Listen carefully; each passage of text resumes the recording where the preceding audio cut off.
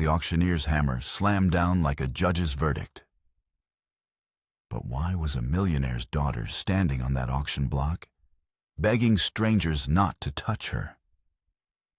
Wind whipped across the makeshift platform in Tombstone's dusty square, carrying the stench of unwashed bodies and desperation. Sarah Mitchell pressed her torn shawl tighter around shoulders marked with purple bruises, her blue eyes scanning the crowd of leering faces below. The wooden planks creaked under her bare feet as she swayed. Weakness from 3 days without food making the world blur at the edges. What am I bid for this fine specimen? Jebediah Morse's voice boomed across the gathering, his gold tooth catching the harsh October sunlight of 1882. Young, healthy, knows her letters. Perfect for any man needing a wife or companion. You'll discover in the next few minutes how a single act of unexpected mercy changed the entire Arizona territory forever, and why Sarah's story became legend throughout the Wild West. The crowd pressed closer, their boots raising choking clouds of dust. Cattle ranchers, miners fresh from the silver claims, and drifters with dead eyes behind week-old stubble all sized her up like livestock. Sarah's fingers trembled as she pulled the ragged fabric across her chest where her stepfather's belt buckle had torn the cotton that morning. "Please." Her voice barely carried over the wind. "Don't touch me." But the bidding had already begun. 50 cents, called out a toothless prospector, spitting tobacco juice into the dirt. $1, countered a ranch hand with rope burns on his palms. Sarah's knees buckled. This couldn't be happening. 3 months ago, she'd been reading Shakespeare in her father's library, her fingers clean and soft as she turned pages by lamplight. Now those same hands bore rope burns from being dragged behind her stepfather's wagon when she'd tried to run. The crowd shifted, boots scraping against packed earth, as a figure emerged from the back. Tall, broad-shouldered, wearing a black coat that spoke of money and a gray hat pulled low over dark eyes. Jacob Thornton moved through the pressing bodies like a ship cutting water, men stepping aside without thinking, recognizing something dangerous in his steady approach. $2. His voice cut through the auction noise like a blade through silk. Every head turned. $2 was more than most men in Tombstone made in a week of back-breaking labor in the silver mines. The crowd fell silent except for the whistle of wind through the wooden buildings and the distant lowing of cattle from the stockyards. Morse's eyes lit up with greed. "We have $2. Any advance on $2 for this lovely..." "Sold." Jacob's tone brooked no argument. He stepped onto the platform, his boots solid against the warped boards, and Sarah instinctively shrank back. Every man who touched her in the past 3 months had brought nothing but pain. Her stepfather's hands, leaving marks. The sheriff's deputy who'd promised to help, then demanded payment she couldn't give. The trader who'd offered her food for favors she'd refused, earning her the beating that left her unconscious in an alley for 2 days. But Jacob didn't reach for her. Instead, he pulled off his long coat and held it out, his eyes never leaving her face. "Put this on." His voice was gentle, almost a whisper, but it carried more authority than Morse's shouting ever had. Sarah stared at the offered coat, fine wool lined with silk, worth more than her father's entire library. Her hands shook as she took it, the fabric soft against her damaged skin. "Thank you," she breathed, wrapping the coat around herself like armor. Jacob turned to face the crowd, his hand resting on the grip of a Colt .45 that looked well used. "Anyone has a problem with this transaction can discuss it with me personally."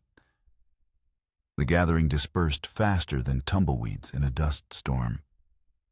Even Morse pocketed his $2 silver and slipped away.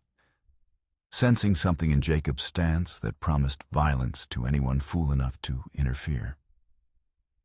Within minutes, only Sarah and Jacob remained on the platform. The wind had picked up, driving grit against the storefronts and rattling the loose boards of the general store.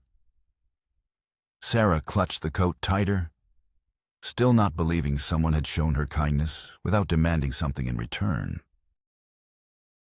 "What happens now?" she asked, her voice barely audible over the wind. Jacob's dark eyes studied her face, taking in the bruises along her jaw, the split lip, the hollow look of someone who'd learned not to hope for mercy. "Now we get you some food. Then you tell me how Ezra Mitchell's daughter ended up on an auction block." Sarah's breath caught. "You knew my father?" "Knew him well. He saved my life during an Apache raid 5 years back. Took an arrow meant for me." Jacob's jaw tightened. Heard he died of the fever last spring. Also heard his widow remarried fast, to a man with gambling debts and a mean streak. The pieces clicked together in Sarah's mind, like the chambers of a revolver. Her stepfather, Vernon Buckley, had indeed married her mother within weeks of the funeral. At first, he'd seemed charming enough, bringing flowers and speaking kindly. But after the wedding, his true nature emerged. The drinking, the card games that lasted all night, the debts that mounted like storm clouds.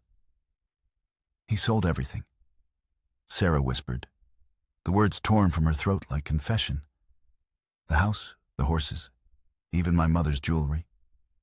When the creditors came, She couldn't finish. Couldn't voice how Vernon had looked at her with calculating eyes and seen one last thing of value to trade. Jacob's hand moved away from his gun to rest on her shoulder, the touch light as a butterfly landing. "He can't hurt you anymore." They walked toward the Silver Dollar Saloon, the only establishment in Tombstone that served decent food without requiring customers to dodge flying bottles or stray bullets.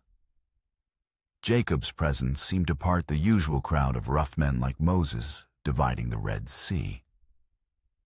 Even the most hardened gunfighters gave him respectful nods, recognizing a man whose reputation preceded him. The saloon's batwing doors swung open to reveal a surprisingly clean interior, with actual tablecloths and a mirror behind the bar that wasn't cracked. Mary O'Brien, the Irish proprietress, looked up from wiping glasses and smiled when she saw Jacob. "Well, if it isn't the richest man in the territory gracing us with his presence," she said, her accent thick as molasses. "What'll it be today, Mr. Thornton?" "Food for the lady, something hot with bread." Jacob guided Sarah to a corner table where they could see both the front and back entrances. "And coffee. Strong." Mary's sharp eyes took in Sarah's condition beneath the fine coat. The way she flinched when the saloon door slammed, the careful way she moved like someone expecting a blow. Without another word, the woman bustled toward the kitchen, understanding passing between her and Jacob without need for explanation. Sarah sat gingerly, her body still aching from Vernon's final beating when she'd refused to cooperate with his plan. The saloon's warmth felt foreign after 3 nights sleeping in alleys, and the simple act of sitting in a real chair brought tears to her eyes. "Why?" she asked when Jacob settled across from her, his back to the wall and eyes constantly scanning the room. "Why help me? You don't even know me." Jacob was quiet for a long moment, his weathered hands turning a coffee cup in the slow circles.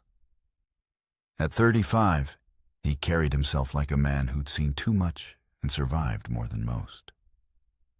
The silver at his temples spoke of premature aging, the kind that came from making life and death decisions before most men learned to shave. "Your father once told me something," he finally said, his voice low enough that only she could hear. Said the measure of a man isn't what he takes, but what he protects. Especially what he protects when nobody's watching. Mary appeared with a plate of beef stew, fresh bread still warm from the oven, and a cup of coffee that smelled like heaven. Sarah's hands shook as she lifted the spoon, her body's desperate need for nourishment warring with the small portions Vernon had allowed her as punishment for her defiance. "Eat," Jacob said simply. "All of it." She did, forcing herself to go slowly despite her body's screaming hunger. The beef was tender, the vegetables fresh, the bread soft and white like she remembered from her father's table. Between bites, she found herself studying Jacob's face, trying to understand what kind of man would spend his own money to help a stranger. His reputation preceded him throughout the territory. Jacob Thornton, who'd arrived in Arizona 5 years ago with a small fortune and the kind of business sense that turned silver claims into mining empires. Unlike other wealthy men who stayed in their mansions and counted money, Jacob was known for fair dealing, paying his workers well, and keeping his word even when it cost him. "There's something you should know," Sarah said after finishing half the stew, her voice stronger now with food in her stomach. "Vernon didn't just sell me for $2. He owes money to some dangerous men. If they find out you interfered..." Jacob's smile held no warmth, only the cold promise of violence. "Let me worry about Vernon Buckley and his debts." The saloon doors swung open, admitting 3 men whose very presence made the temperature seem to drop 10 degrees. Vernon Buckley led the way, his thin frame wrapped in a dirty coat, his rat-like eyes scanning the room until they fixed on Sarah. Behind him came the Garrison brothers, enforcers for the territorial gambling syndicate, men whose idea of collecting debts involved broken bones and shallow graves. "There she is," Vernon's voice carried across the saloon like a snake's hiss. "My stepdaughter. Seems she's found herself a protector." The saloon fell silent, except for the tick of the clock above the bar and the whisper of wind through loose boards. Even Mary stopped wiping glasses, her experienced eyes recognizing the setup to violence. Regular customers began sliding toward the exits, not wanting to catch stray bullets when the shooting started. Jacob didn't turn around, didn't even tense. But Sarah saw his hand drop to rest casually on his gun grip. "Vernon, heard you were looking for me." "That girl belongs to me, Thornton. Bought and paid for, fair and square." Vernon's voice held the whine of a man used to getting his way through threats and intimidation. "You got no right interfering in family business." "Family?" Jacob's voice remained conversational, almost pleasant. "Funny thing about family, Vernon. Real family protects each other. They don't sell each other to cover gambling debts." Tom Garrison, the elder of the 2 brothers, stepped forward. Built like a bull and twice as mean, he'd earned his reputation by breaking arms for sport. "We don't want trouble, Thornton. Just want what's ours. Girl comes with us. Everybody walks away happy." Sarah's blood turned to ice water. She'd seen what the Garrison brothers did to people who owed them money. Bodies found in the desert with buzzards picking at the bones. She started to rise, to surrender herself rather than watch Jacob die defending her. But his quiet voice stopped her. "Sit, Sarah. Finish your food. Now listen here." Vernon started forward, his hand reaching for the knife at his belt. The sound of Jacob's Colt clearing leather was like thunder in the confined space. The gun appeared in his hand faster than thought. The barrel centered on Vernon's chest with rock-steady precision. The stepfather froze mid-step, his eyes wide with sudden understanding that he'd pushed too far. "The lady is under my protection," Jacob said, his voice still calm but carrying an edge sharp enough to cut glass. "Anyone wants to discuss that arrangement can step outside." Tom Garrison's hand moved toward his own weapon, but stopped when he caught sight of something that made his face go pale. Through the saloon's front window, at least a dozen men had appeared on the street, all armed, all watching the building with the patient attention of predators waiting for prey to bolt. "You brought half the town," Vernon accused, sweat beading on his forehead despite the cool air. "Didn't need to bring anybody," Jacob replied, never taking his eyes off the three men. "Funny thing about doing right by people, Vernon. They tend to remember. Most of these men have worked for me at some point. Good wages, fair treatment, respect creates loyalty." Sarah watched in amazement as the balance of power shifted like sand in an hourglass. Vernon, who'd terrorized her for months with threats and violence, suddenly looked small and pathetic. The Garrison brothers, legendary for their ruthlessness, seemed unsure for the first time in years. "This ain't over, Thornton," Tom Garrison growled, but his words lacked conviction. "Yes, it is." Jacob's gun never wavered. "Sarah Mitchell is under my protection. Anyone bothers her, they answer to me. Anyone bothers her friends, they answer to me. Anyone even looks at her wrong." He let the sentence hang in the air like smoke. Vernon's face twisted with rage and desperation. "She's nothing. Damaged goods. Used up. What could you possibly want with—" The crack of Jacob's gun butt against Vernon's jaw sent the smaller man crashing into a table, scattering cards and whiskey glasses. He lay there moaning, blood trickling from his split lip, the same kind of injury he'd inflicted on Sarah countless times. "Choose your next words very carefully," Jacob warned, the gun now pointed at Vernon's head, "because they might be your last." The Garrison brothers exchanged glances, calculating odds and finding them wanting. A dozen armed men outside, Jacob's reputation with a gun, and the certain knowledge that killing him would bring territorial law enforcement down on their heads. The mathematics of violence didn't add up in their favor. "Come on, Vernon," Tom finally said, hauling the injured man to his feet. "This ain't worth dying over." They backed toward the door, hands carefully away from weapons, defeat written in every line of their bodies. As they reached the threshold, Jacob called out one final time, "Vernon, you ever show your face in this territory again, I'll kill you. Not arrest you, not run you out of town. Kill you. Are we clear?" Vernon's nod was barely perceptible, blood still dripping from his chin as the Garrison brothers dragged him into the street. Within moments, the sound of horses galloping hard toward the territorial border filled the air, growing fainter with each passing second. The saloon slowly came back to life. Conversations resumed in hushed tones, glasses clinked, and Mary emerged from behind the bar with a fresh pot of coffee and a smile that could have lit the room. "Well, that was exciting," she said cheerfully, refilling Jacob's cup as if armed confrontations were everyday occurrences.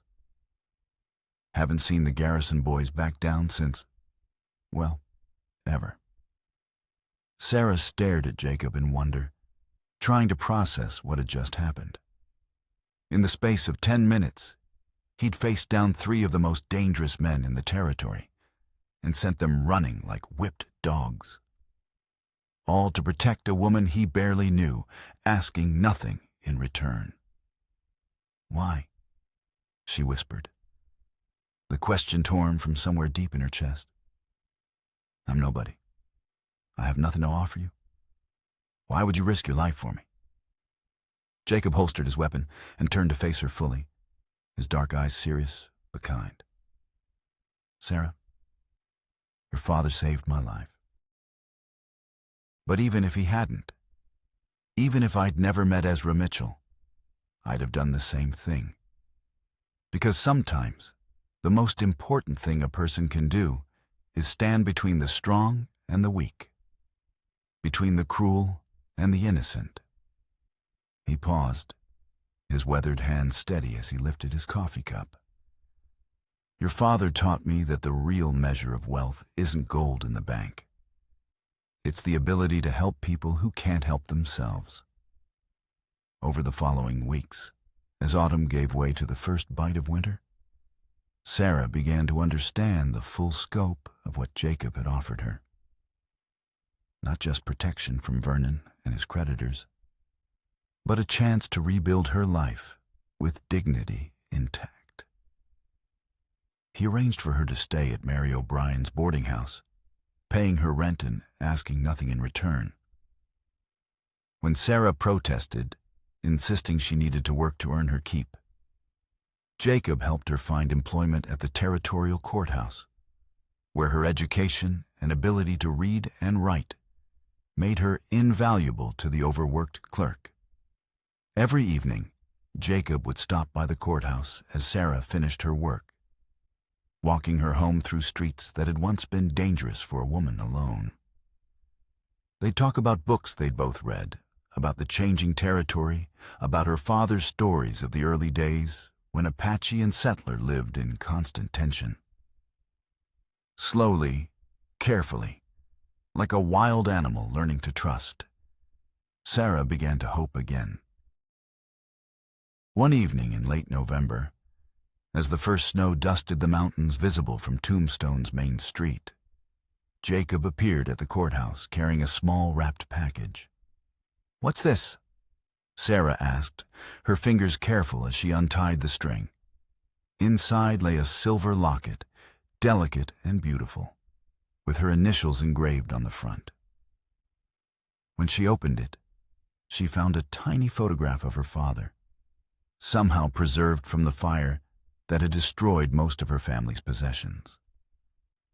"Where did you find this?" she breathed, tears making the photograph blur. "Your mother, before she died, gave it to Father Martinez at the mission, asked him to make sure you got it someday. Took me a while to track it down." Sarah's hand flew to her throat. "My mother died. Fever, 3 weeks after Vernon left town. Peaceful, from what Father Martinez said.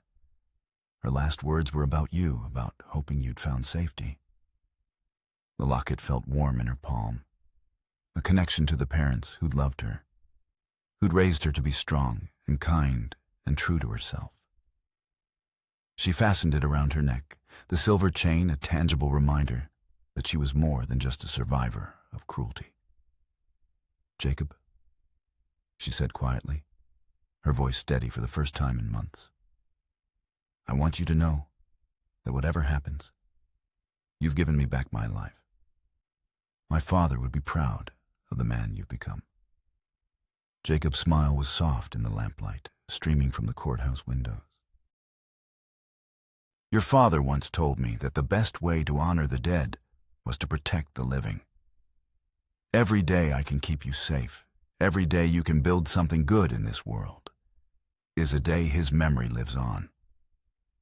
They walked home through the quiet streets, past the Silver Dollar where Mary was closing up for the night, past the general store where Mr. Henderson was counting the day's receipts. Tombstone at night felt different now. Less like a place where violence lurked around every corner and more like a community where people looked out for each other. As they reached the boarding house, Sarah turned to face Jacob, her blue eyes clear and determined. "I've been thinking," she said, her voice stronger than it had been in months. "About what you said, about protecting people who can't protect themselves, about making my father's memory count for something." Jacob waited, sensing something important in her tone, The territorial government is looking for someone to help establish schools in the smaller settlements. Someone who can read and write, who understands how to work with families who have nothing. I think I'd like to try. Jacob's smile could have powered every lamp in Tombstone. Your father would be incredibly proud. It won't be easy. Some of those settlements are rough places, dangerous for a woman alone. You won't be alone, Jacob said simply. I've been thinking about expanding my business interests, maybe looking into cattle ranching in some of those smaller communities. Might be I'll need to spend considerable time traveling to exactly the same places. Sarah's laugh was like music after months of silence, bright and clear in the desert night. What a remarkable coincidence that would be.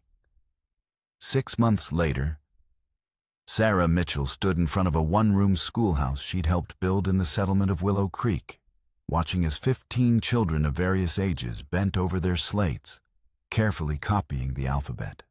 Outside, she could hear the sound of hammers as Jacob and several local men worked to expand the building to accommodate more students. The silver locket at her throat caught the morning sunlight streaming through the window she'd insisted on installing. Education needed light, she'd argued, both literal and metaphorical. The children needed to see that learning could open doors to worlds beyond the harsh realities of frontier life. Miss Sarah? A small voice interrupted her thoughts. Maria Gonzalez, barely 6 years old, held up her slate with pride. I wrote my name all by myself. Sarah knelt beside the girl's desk, examining the carefully formed letters. Beautiful work, Maria. Your parents will be so proud. Through the window, she watched Jacob pause in his work to wave at her, his smile as warm as the spring sunshine. In the months since leaving Tombstone, they'd established 4 schools, helped 2 families avoid foreclosure, and built a network of communities that looked out for each other's children. The cruel irony wasn't lost on her that Vernon's attempt to destroy her life had led her to the work she was meant to do. Every child who learned to read, every family who found hope in education, every settlement that chose cooperation over conflict was a victory over the darkness that had once consumed her world. As the day ended and the children scattered to their homes, Sarah gathered her teaching materials and stepped outside. Jacob was waiting, his coat over his arm, his dark eyes holding the same gentle strength that had saved her life on that auction platform so many months ago. Good day? He asked, falling into step beside her as they walked toward their lodgings at the settlement's only boarding house.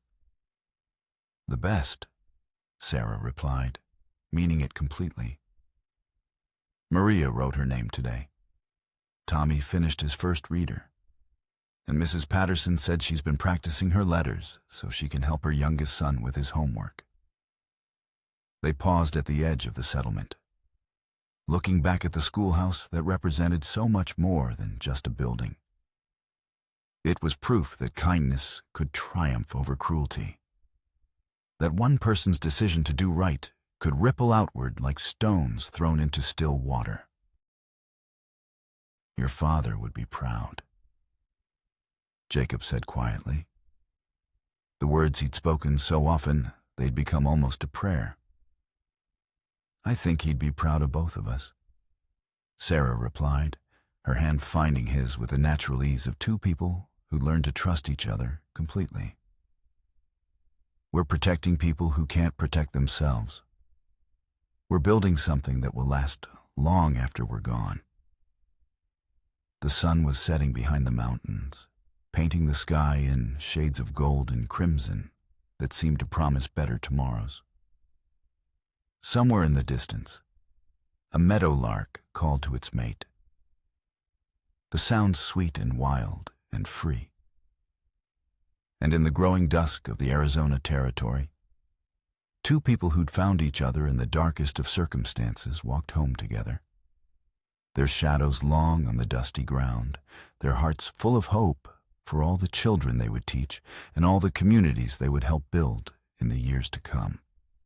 The silver locket at Sarah's throat caught the last rays of sunlight, a reminder that love and protection could triumph over the cruelest circumstances.